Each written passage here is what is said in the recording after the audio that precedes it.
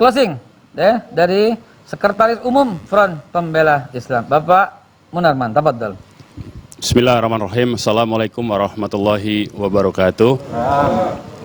Alhamdulillahirrabbilalamin. Wassalatu wassalam anbiya wal mursalin wa ala alihi wa sahbihi ajma'in. Allahumma sholli wa sallim wa barik ala sayyidina wa maulana Muhammad wa ala alihi wa sahbihi ajma'in. Amma ba'd.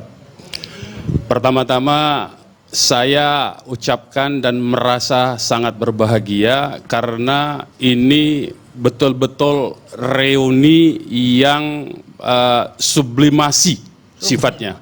Kenapa? Karena ini gedung salah satu tempat kita, saya katakan tempat kita rapat-rapat awal merancang pergerakan 411 dan 4212. Jadi Sohibul Bait, ya, pimpinan AKL Ustadz Bahtiar Nasir, alhamdulillah, terima kasih. Inilah reuni yang sesungguhnya yang patut menjadi contoh bagi umat di seluruh Indonesia ini. Itu yang pertama.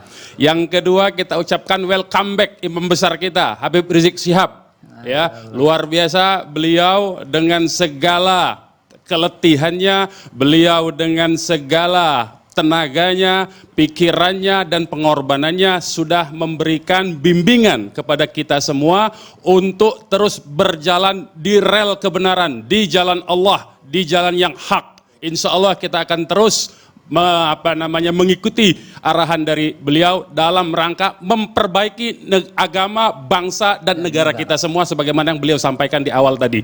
Yang kedua, yang ketiga, saya ingin sampaikan bahwa salah satu pilar dari panjangnya usia negara itu adalah aspek negara hukum.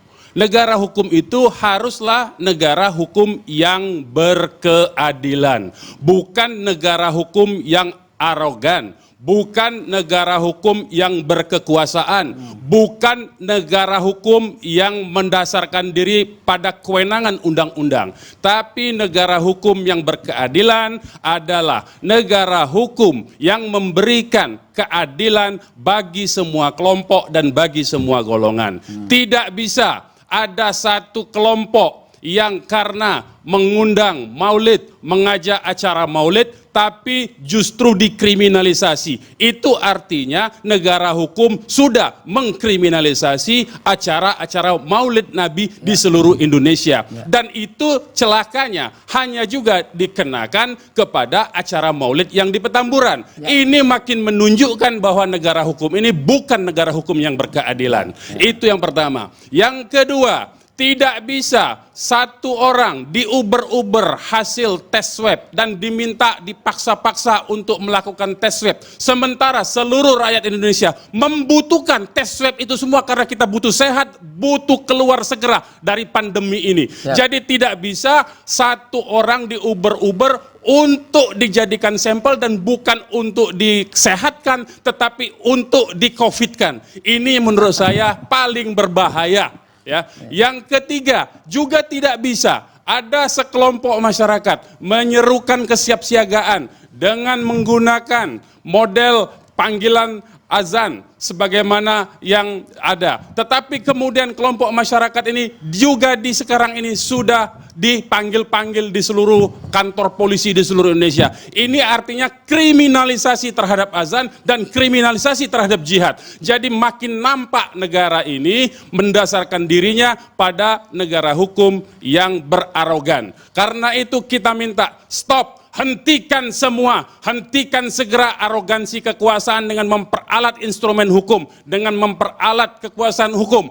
Tidak layak sebuah negara mengandalkan hukum untuk mematikan aspirasi masyarakatnya dan justru makin membangun ketimpangan-ketimpangan sosial baik dari segi penegakan hukumnya dan juga dari segi memperkuat struktur ekonomi yang tidak adil. Saya kira inilah tugas kita semua dan insya Allah Habib Rizik kita bisa memimpin pergerakan revolusi akhlak ini dalam rangka memperbaiki agama, bangsa, dan negara kita. Bukan untuk tujuan-tujuan lain. Karena ini adalah untuk kebaikan kita semua. Ini adalah untuk eksistensi NKRI kita semua. Ini adalah untuk semua masyarakat Indonesia, untuk semua warga negara Indonesia. Bukan hanya untuk golongan kita saja. Kita tidak berpikir sektarian pada golongan kita, tetapi kita memikirkan semua bangsa Indonesia yang terdiri dari berbagai macam suku, bangsa, dan agama. Saya kira inilah hakikat kita berbangsa dan bernegara. Tidak layak, sekali lagi saya ingin sampaikan, dengan menggunakan instrumen hukum untuk menjerat dan mengkriminalisasi kelompok tertentu. Saya kira demikian dari saya. Billahi taufiq wal hidayah. Walafu minkum. Wassalamualaikum warahmatullahi wabarakatuh. Waalaikumsalam warahmatullahi wabarakatuh. Gimana? Ini udah waktunya masuk salat zuhur, namun ada closing juga di Zoom gitu loh, biar Zoomnya closing gitu ya. Zoomnya closing. Dan ada seorang yang sering sekali melanjutkan dengan provokator, menobatkan saya dengan beliau yang hadir ini. 2 orang katanya the most dangerous people in Indonesia. Katanya Haikal Hasan dan katanya lagi Said Didu. Apa benar begitu Pak Said Didu? Tentu orang ini yang mengatakan itulah yang provokator sejati gitu ya. Baik, closing dan betul-betul closing. Bapak Said Didu via Zoom, silakan.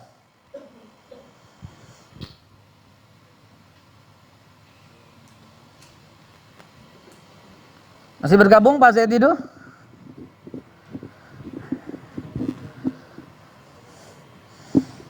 Layar? Oh, tidak ditampilkan. Lagi metik buah atau lagi masak biasanya, 2 hal. Yang paling ramai di Twitter Pak Said Didu.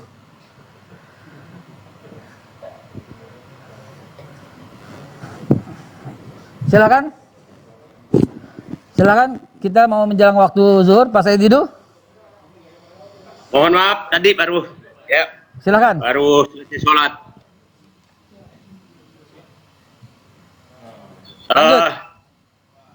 Saya tidak dengar tadi pertanyaannya.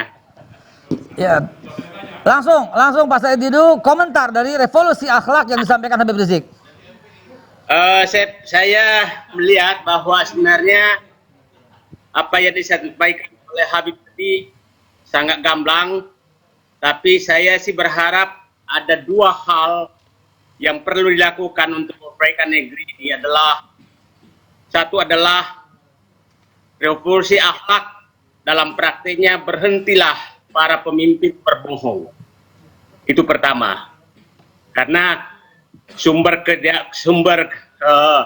kerusakan negeri ini saya pikir karena ketidakjujuran pemimpin. Yang kedua adalah saya berharap bahwa kejujuran para politisi untuk berhenti, untuk segera meruntuhkan oligarki kekuasaan. Oligarki kekuasaan inilah yang menyebar menjadi virus lebih berbahaya daripada virus corona. Virus ini yang menyebabkan korupsi di mana-mana, ketidakadilan tidak bisa diwujudkan karena oligarki kekuasaan sedang berlangsung. Dan yang terakhir saya pikir adalah yang seperti dikatakan tadi adalah politik harus diperbaiki untuk memotong dinasti kekuasaan berlanjut negeri ini. Jadi saya ulangi, memperbaiki negeri ini dalam segala aspek ada 3 hal menurut saya dalam praktek yang disampaikan oleh Habib Rizik tadi adalah yang sederhana saja, pemimpin berhentilah berbohong, mari bersatu menggunakan kejujuran untuk meruntuhkan oligarki kekuasaan, untuk memotong semua korupsi dan lain-lain. Yang ketiga adalah mari kita semua bersatu untuk memberikan persaingan sehat kepada seluruh warga negara lewat menghentikan dinasti kekuasaan. Itu saja Pak, terima kasih. Terima kasih Pak Said Didu. Dan akhir dari semua ini adalah ucapan penutup terima kasih dari yang mulia kami hormati, kami sanjung Habibana Habib Muhammad Rizik Syihab. Tafadhal Habibana, silahkan untuk penutup closing.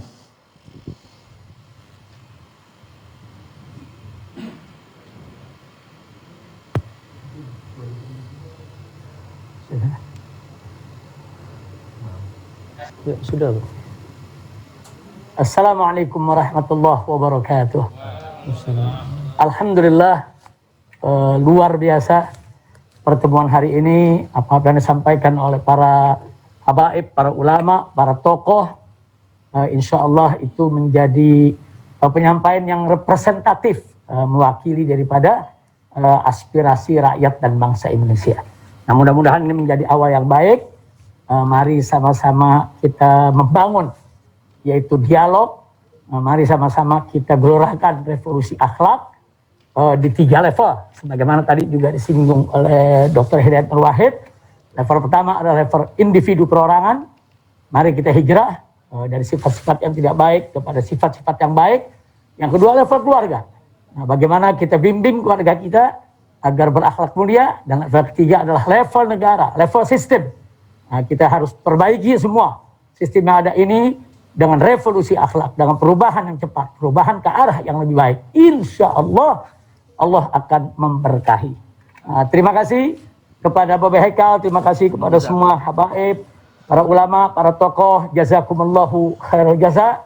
Dan terima kasih kepada seluruh bangsa Indonesia yang telah ikut menyaksikan daripada dialog ini. Dan insya Allah dialog semacam ini akan lebih diintensifkan, akan lebih diperbanyak frekuensinya. Karena dengan dialog semacam ini kita bisa sharing informasi, kita bisa saling menasehati dengan sabar dan dengan ketakwaan. Itu saja yang saya sampaikan. Akhirnya kita bersyukur kepada Allah Subhanahu wa Ta'ala atas kelancaran, kesuksesan dan keberkahan daripada berjalannya acara ini. Dan jangan lupa setiap sholat, setiap pada sholat doa, mohon kepada Allah agar revolusi akhlak ini diberkahi oleh Allah Subhanahu wa Ta'ala dan diridhoinya, serta berdoa kepada Allah agar Indonesia menjadi negara yang bermartabat, Amin, ya Allah. negara yang berkah, Amin, ya Rabb. menjadi negara baldah thayyibah. Amin, ya Rabb. Amin ya rabbal alamin. Dan mudah-mudahan wabah corona segera diangkat oleh Allah Amin ya Subhanahu wa Maulana Ta'ala. ya Karim. Allahumma sallimna Allah. wa sallimil muslimin warfa'na wa an jami'il muslimin. Amin ya Allah. Wabah wal bala wal Amin. amrad wal Amin. asqa wal faidan wal sailan wal burkan wal zilzal wal fitan. Amin. Ma dhahara minha wa ma batan. Amin. Amin. Innaka ala kulli syai'in qadir. Amin, ya Allahumma la faraja illa farajuk wa la lutfa illa lutfuk. Amin. Fafarrij anna fafarrij anna Amin, ya fafarrij Allah, ya anna kullu Rabbal hamdin alamin. wa ghammin karbin warfa'anna hadhihi al-mihnata wal baliyah Amin. fatfaha biyadika al-gawiyah innaka ala kulli Syai'in syai'in qadir. qadir. Allahumma rzuqna nasran aziza wa fathan mubinan qariba wa imaman adila wa baladan aminan mubaraka Amin. wa rizqan wasi'an Amin, ya kathiran Allah. tayyiban mubarakan fih birahmatika ya arhamar Amin rahimin. ya Allah. Sallallahu ala sayyidina Muhammadin nabiyil ummi Amin, amin. wa ala alihi wa sahbihi wa sallam bifadli subhana rabbika rabbil Amin, ya izzati Allah, amma Rabbal yasifun wassalamun ala mursalin walhamdulillahi rabbil alamin. Amin, ya Allah, ya Rabbal alamin. Taqabbal ya karim. Terima kasih. Hadani Allah wa iyyakum ila siratal mustaqim. Wassalamualaikum warahmatullahi wabarakatuh. Waalaikumsalam warahmatullahi wabarakatuh.